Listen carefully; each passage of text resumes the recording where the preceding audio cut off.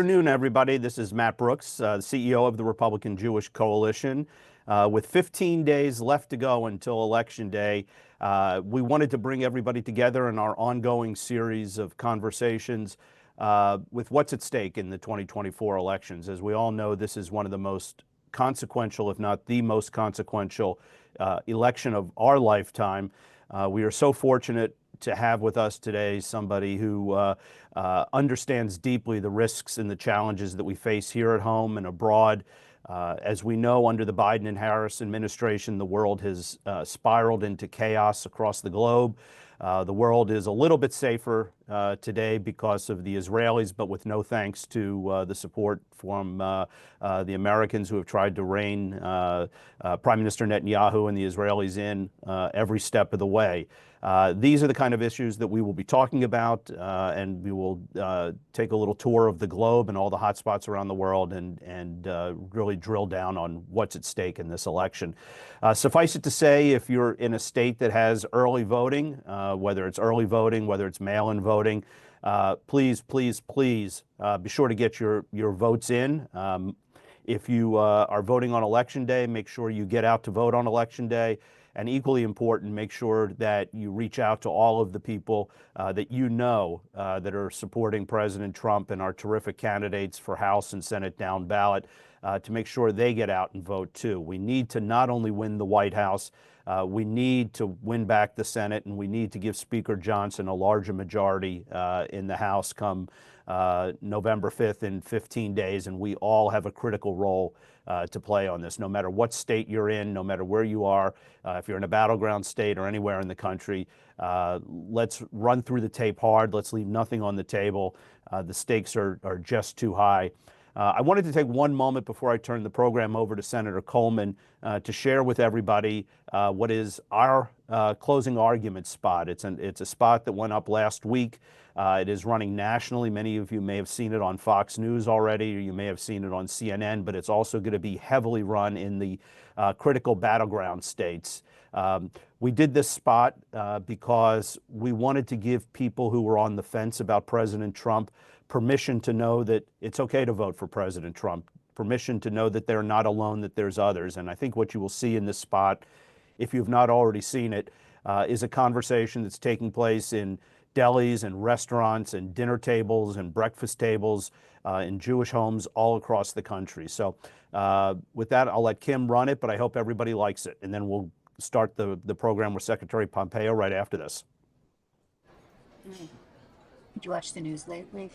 Israel's under attack, anti-Semitism like I never thought I would see. Did you read about Samantha's boy, Max? No. He got spit on just walking at Penn. I mean, that's scary. What about Kamala? Ugh, busy defending the squad. Ay vey. You know, Trump I never cared for, but at least he'll keep us safe.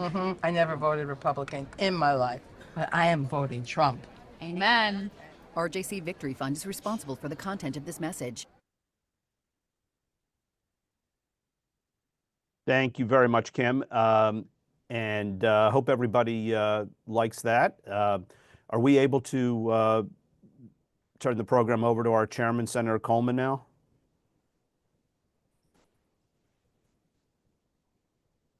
Norm, can you hear us? I can jump right in, Matt. Okay, there you go. I just was looking at the screenshot of the ad, so I didn't know what everybody else was seeing. But there you go. There you go. Thank you, Matt. It's all you. And so thrilled to have Secretary Pompeo with us. This area, let's just kind of jump into kind of what you heard in the commercial. Israel's under attack, probably the greatest threat to its existence, certainly in my lifetime, even more than in '73. Fighting fronts on 7 fronts. You've got anti-Semitism, which is going through the roof. Kids being spit on when they're walking on college campuses. Talk to the group here about what's at stake in this election. Talk about the choice on those issues that are so significant to us who really care about the Jewish state and care about the safety and security of our brethren, of our kids. Tell our friends who are watching this what's at stake in this election. Senator Coleman and Norm, I'm happy to do that. Matt, thank you for giving me this opportunity to be with an important group of Americans. The contrast between the model for American security between President Trump and a Harris presidency could not be more stark. We often underestimate that. It's, we talk about it, Norm, as if, gosh, they're just different. The truth is they just think about the world differently. If you said, how did this unfold? How was October 7th and the aftermath? How is it that the United States behaved? I think it's just been fundamentally indecent and dangerous, more importantly, to the American people. And that's what I remind folks all the time is the Judeo-Christian traditions of the United States are at risk if we get this wrong. If our adversaries don't understand that we are serious and prepared to actually defend things that matter, including our allies like Israel, if our friends don't think, gosh, if I sign the Abraham Accords, will they really be with me? If I acknowledge Israel's right to exist, will the United States be with me in the darkest, most difficult times for my country?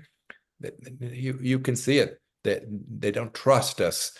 By the way, you can see it with the Israelis, right? They don't provide us with information about their operations so that we can help them. They have to try and hide it from our intelligence community that is apparently leaking this very same information. That is bad for moms all around America who want to make sure that their children don't have to go fight and die in a war in the Middle East. It's bad for every family member who says, no, I really want a safe and secure America. And the fact that Vice President Harris and the team, the Biden-Harris team, have mixed up good and evil in this conflict. They've tried to constrain our friend and our partners, and they have tried to create space for these terrorists. You talked about 7 fronts. That's true. 7 fronts, one progenitor of the evil from Tehran.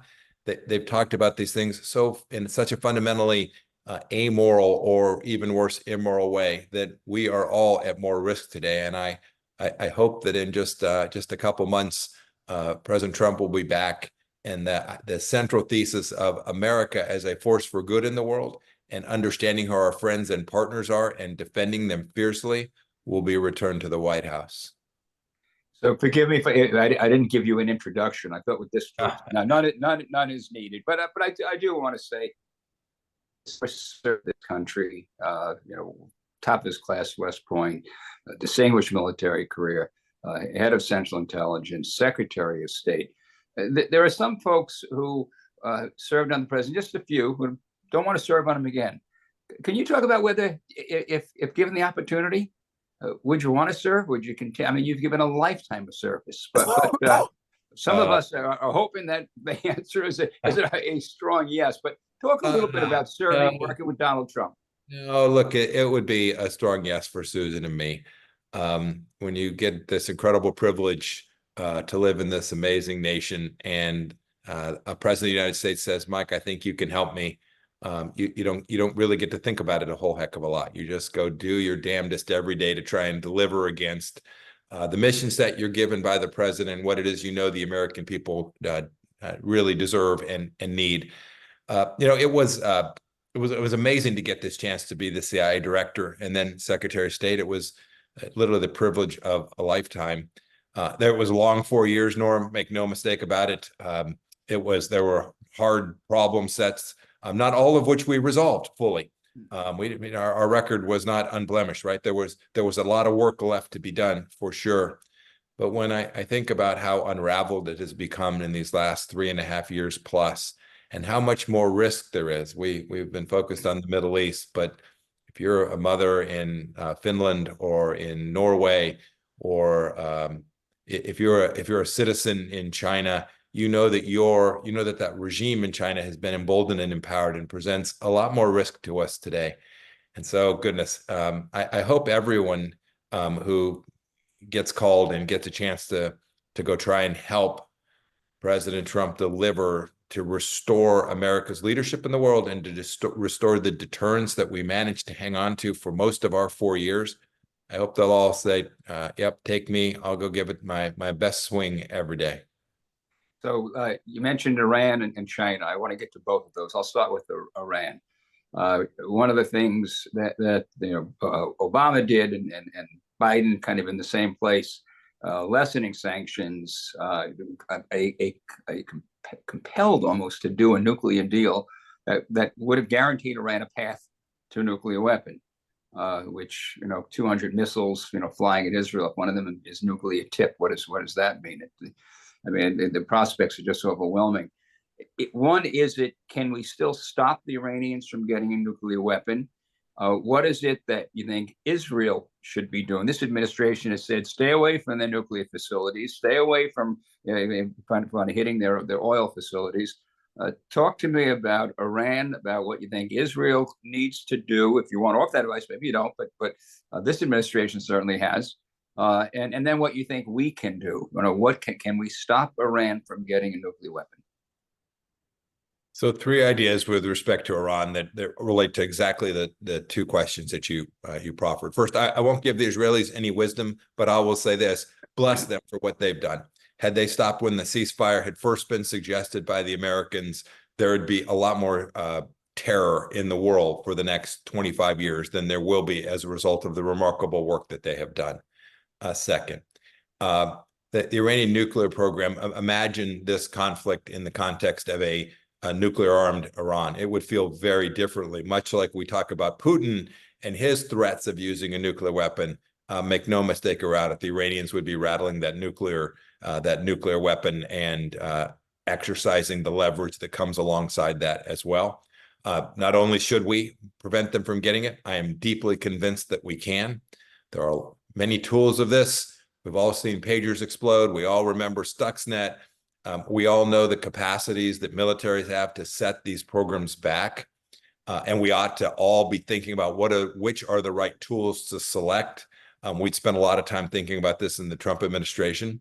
And then finally, big picture, the first rule for an adversary is you have to deny them wealth and resources and space inside their own country. I'm convinced most of the Iranian people know that the time is up for this regime. We ought to be helping them. And you can't help them when you refuse to enforce sanctions and you allow the Iranians to now have what is almost $30 billion in foreign exchange reserves so that they can fund these proxies, whether it's the Houthis or Hezbollah or Hamas or the knuckleheads that are causing problems in Iraq today, all the problems in the Red Sea.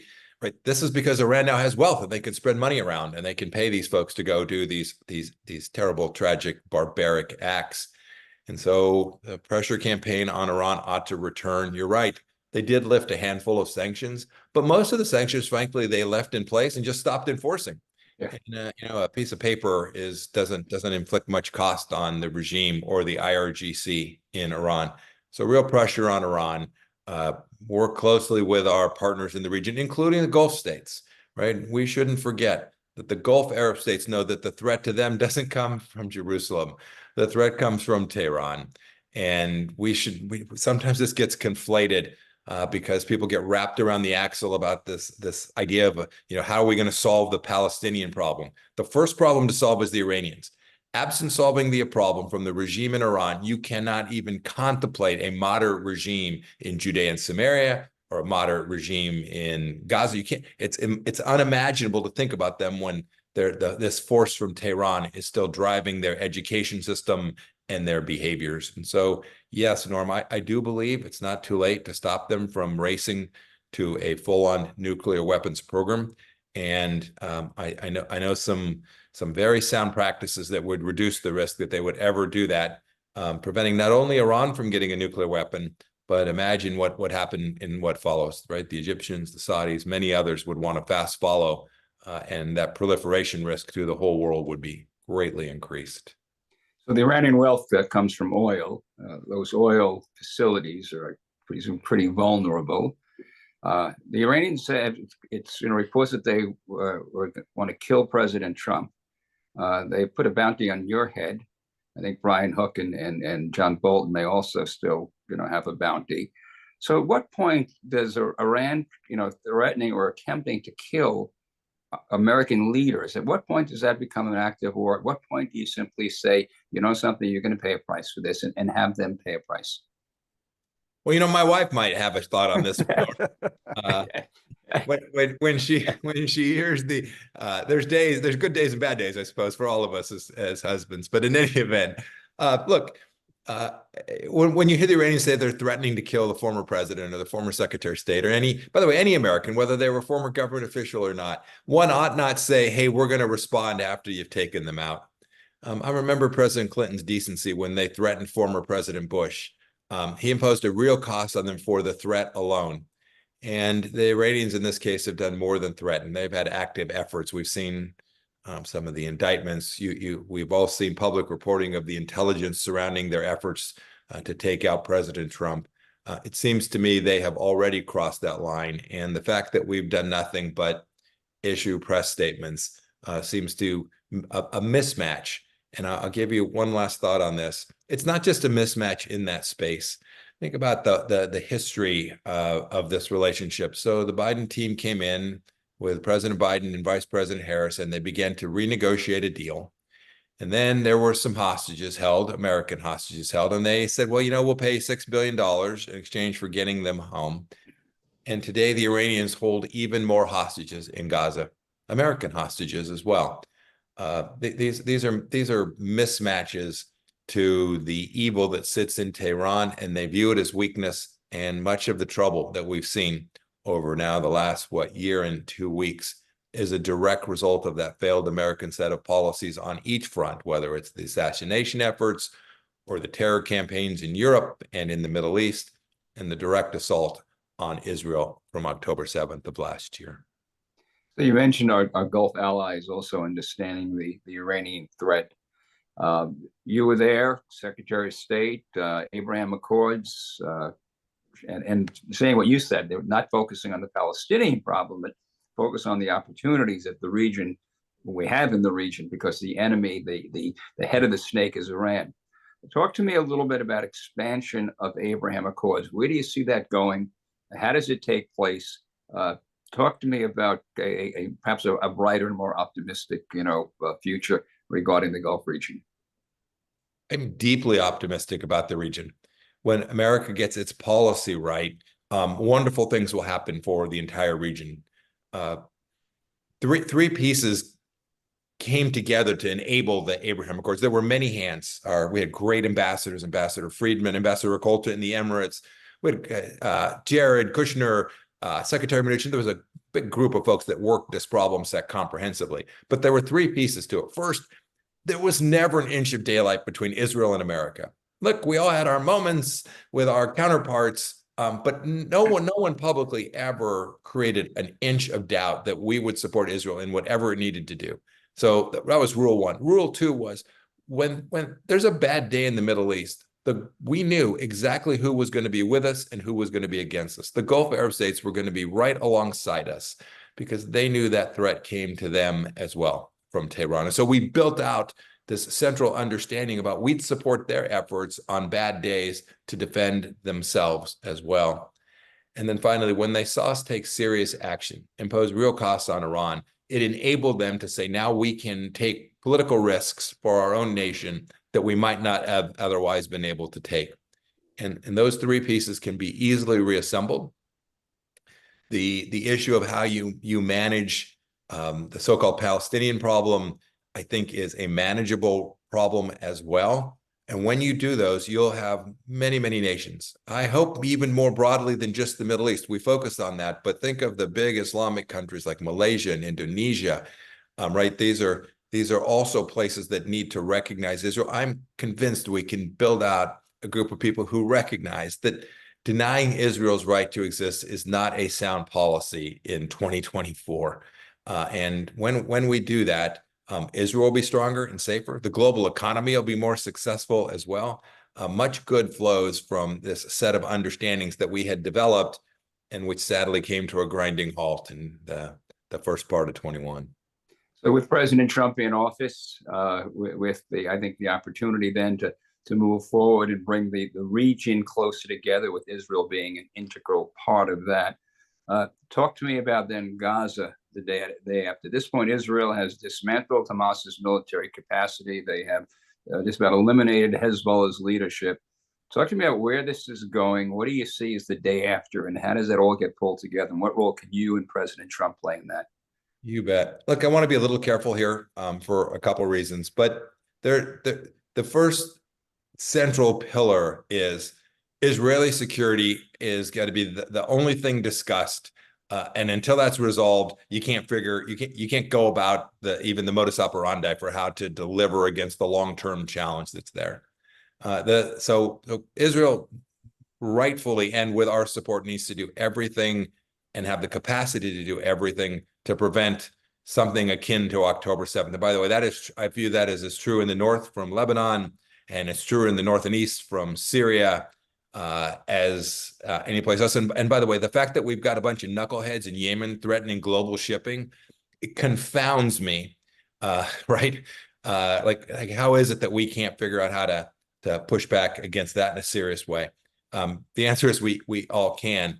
And then the long-term solution there has to be a reshaping of the leadership in Gaza. And I would say the same thing in Judea and Samaria. You have to find non-terrorist leaders for those places. And until you do, this is a security problem, and one should confront it precisely as such.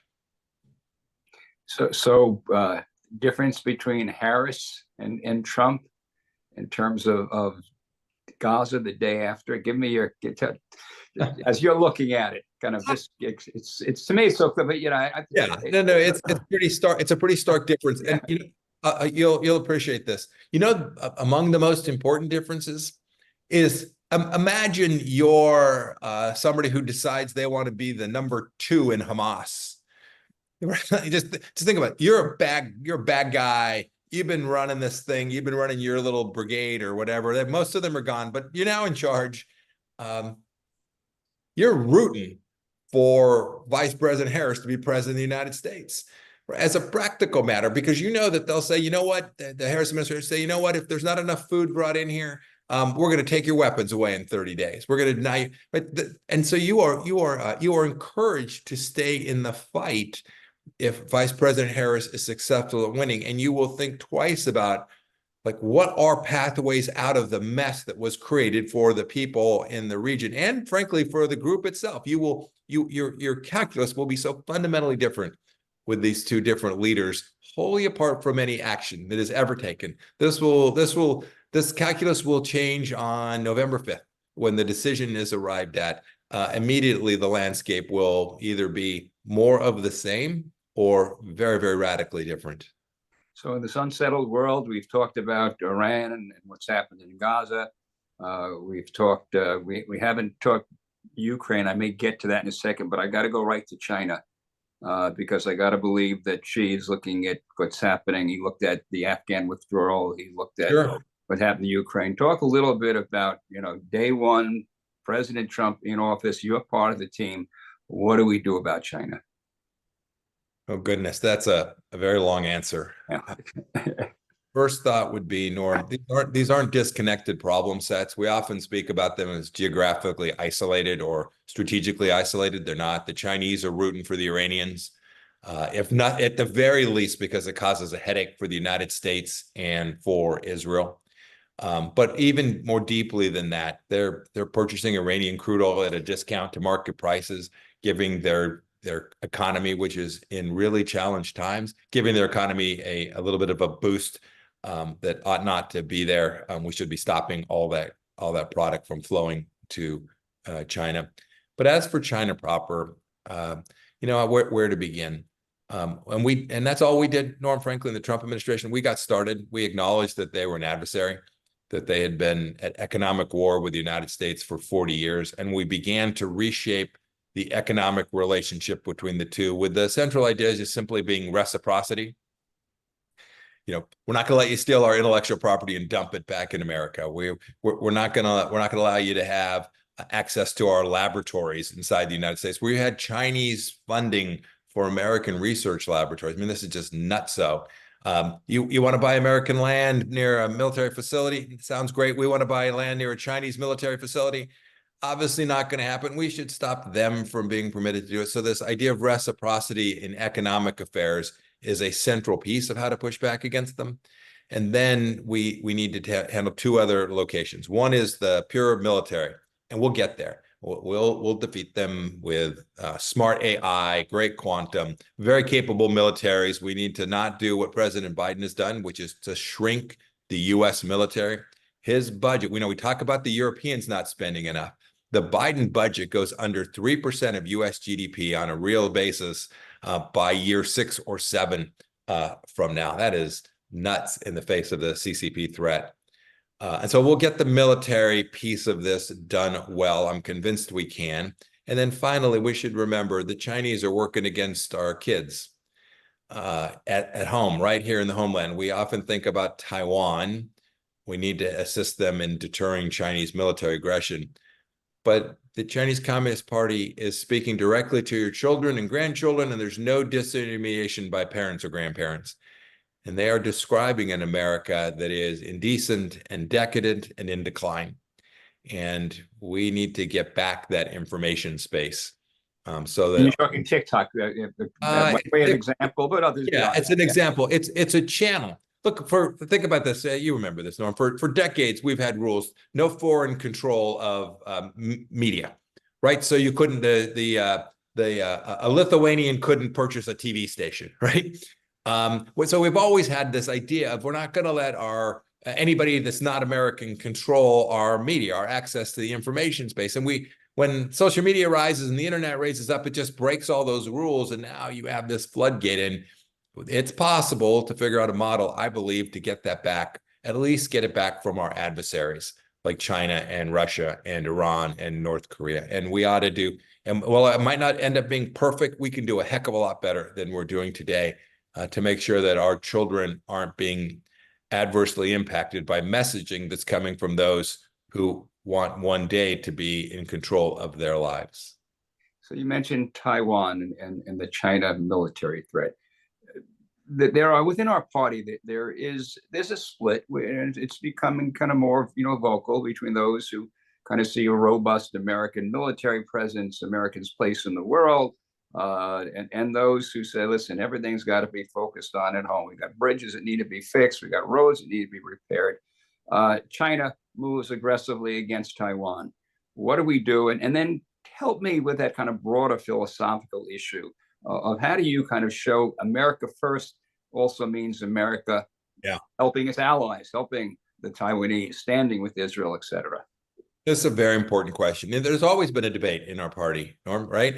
Remember Pat Buchanan, Ron Paul before Rand, right? There's been this diversity of thought. And by the way, I welcome that. Those are fine debates to have about how it is we prioritize and keep America safe. By the way, I don't think for a minute that the Buchanan school of thought doesn't care about America just as deeply as me. Sometimes those who agree with me more say, oh, that's just I think they're trying to think their way through how to get to this. I just, in today's world, it is not possible to be prosperous and secure without American global leadership. It is expensive. It is costly. There's no doubt about that. To keep a big, active power projection military trained and ready is expensive. The benefits far exceed the costs. And I think America's economic dominance proves that fact, that we did this for 70 years and it benefited every family in the United States of America to have that American global leadership. We ought not forget how it is and why it is we've been so secure and so prosperous, because we spent those resources, and the economic benefits were and the secondary benefits were far in excess of the actual costs that America had to expend to get there. As for Taiwan, I've seen 3 iterations of simulation, call them war games, call them economic simulations, were the Chinese to take aggressive military action against the region, whether that's Taiwan or the Philippines or where it is, the United States will be drawn in almost immediately. Imagine a Chinese Communist Party that is able to surround and blockade the island of Taiwan. There won't be a car move off a U.S. automotive line in less than 8 weeks. We depend on product that comes from this place. By the way, there won't be very many phones that are still working. Your dishwasher will probably be, the delivery for your repairs will be, we have a deep interest in making sure that we prevent that from happening. And the Japanese will be drawn in, the South Koreans will be drawn in. In every case, I saw real economic risk and a requirement for the United States to do its part to slow the Chinese Communist Party's advance, because we should we should never forget that while Xi Jinping talks about Taiwan incessantly, his goals are much deeper and broader than that. And our friends in the region know this, and it's why it is so important for making sure you deliver against the America First mission, which I am wholly on board with. To deliver against the America First mission, you have to have the Indians, you have to have the South Koreans, the Japanese, the Australians, the Vietnamese, the Philippines, all of these nations in the region as partners in this security model that deliver the very outcomes that do indeed put America first. So that's a great segue into kind of, I call the last area of conflict, at least for this discussion. And that's Putin, Ukraine, NATO. Talk to me a little bit about, just so you talked about there, we need to have our, our partners be part of us. Talk to me about NATO. President Trump is, got some grief for simply telling NATO folks in NATO that they got to kind of pay their fair share. Talk to me a little bit about dealing with Putin, Ukraine, and then kind of how you see NATO kind of, what role they're going to be playing in the next Trump administration. Oh, goodness. Norm, I chuckle at this one only because when I travel to Europe, they're on pins and needles about a possible second Trump presidency. And I remind them, it's like, I try to do this in my, Kansas way. So I try to smile and be polite, but it's really hard. Like I asked them, hey, remind me again, there have been 3 presidents, 44, 45, and now 46. Which one did Putin invade Ukraine in? Oh, 2 of the 3, yes. And right. And by the way, who provided the very missile defenses, the Javelin missiles that saved Kyiv on that night in February? Which of those 3 presidents did that? And which president put more troops in Eastern Europe, in Romania and Poland and it confounds them because it gives them enormous angst when they know the answer to these questions was that it was Donald Trump and the team that he had around him that built a deterrence model that I'm convinced kept President Putin at bay. And now sometimes, they'll guffaw and say, oh, you were just lucky. Fair enough. Or God was just with you. Sign me up for that. But the reality was that I think our adversaries understood we were serious. And I'm convinced that they will understand that in a second Trump administration as well. And no doubt, with respect to NATO, we gave them grief. We gave them grief because we called them out for what we knew was their own material shortcomings. And we did it out of love. And sometimes we did it very harshly and very abruptly. But in the end, as Secretary Stoltenberg would say, who was then the head of NATO, he said, I think there was some $40 or $50 billion more in defense money real time provided to NATO as a direct result of the work that President Trump did. I see no reason to think that model would change. We will be very clear to the Europeans that responsibility at first, just as it is for every nation, is to protect yourself. And just as it is for the region to protect itself, that the United States will be a great partner when called upon, so long as you have done the task that is necessary and you've put your boys and girls into training so that you can be prepared and you have spent your resources so that you have the tools and capabilities. And the United States will be there because I do believe that the architecture for European security that's been built out over the last 70 years benefit all of us here at home quite greatly. So let's end this conversation with where we began. We ran the commercial of a bunch of 3 Jewish women who are talking about what's going on in the world, and they're worried about Israel. They're worried about their grandkids' safety. Not everyone is MAGA. We need the votes of folks who may not identify with MAGA, but we got to get to 51%, not 40-something%. So, Mike, what's the closing argument that we, the folks on this call, should make to our Jewish brethren, our relatives, and by the way, beyond that, just the average Americans, about why we got to cast our vote for Donald J. Trump? Close on that note. So that's a great question. I have lots of friends from our church back home in Wichita, Kansas, and some of them Donald Trump just annoys them. His tweets, and they think he's harsh and what have you. Fair enough. We can all have our discussion about that. If you ask this simple question, which is, we don't have to guess. We have 2 incumbents essentially running each other. We have track records. In which of those places was America more secure? In which of those places was it? If your daughter was in the Navy, and which commander-in-chief is likely to make sure that she doesn't have to go risk her life in some difficult place someday to protect something that really matters? I think it's unambiguously true. I think the fact set proves that out. I get asked, would these things have happened if Donald Trump were there? I can't answer those, but I can tell you that they didn't happen when he was there. And there's every reason to think that we can build that model back out. It's binary when you go vote, Norm. In the end, one of those two people is going to be the commander-in-chief come January 20th of 2025. And if you're simply being deeply selfish, or if you care about American security, or for those of us who care deeply about this critical place where the rightful Jewish homeland in Israel and its capital in Jerusalem, if you care about those things as a Jew or as a Christian or as an American, I think it is unambiguously clear that the difference in risk couldn't be more stark, and that a vote for Donald Trump will make life a little more prosperous and a little more stable, not only for Israel, but for America as well. So, Mr. Secretary, we thank you for your leadership. We thank you for your service. We look forward to your continued service working with Donald J. Trump as the 47th President of the United States. And we thank you for your friendship to the RJC. You've really been a tremendous supporter, a great friend, and really honored and humbled by your friendship.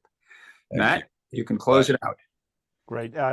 Just to add to everything that Senator Coleman said, thank you, Secretary, and thank you all for joining us. As I said at the outset, 15 days, let's leave nothing on the table. Let's give it our all, and let's bring home a victory. The next webinar that we're going to do is this Wednesday at noon with Mark Penn.